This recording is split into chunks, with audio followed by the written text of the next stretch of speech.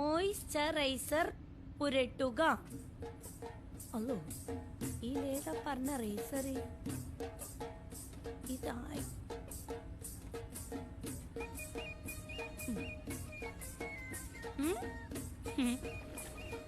ഇനി ഫൗണ്ടേഷൻ ഇടുക. ഫൗണ്ടേഷൻ ഏതാടണ്ടേ? ഇതേതാ ചെറുപ്പ വായിക്കാൻ പറഞ്ഞോടില്ല. ഇതിലേതാ ഫൗണ്ടേഷന്?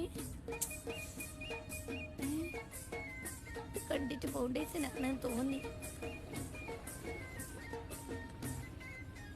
ഡ്രൈ സ്കിൻ ആണെങ്കിൽ ലിക്വിഡ് ഫൗണ്ടേഷൻ ഇടും.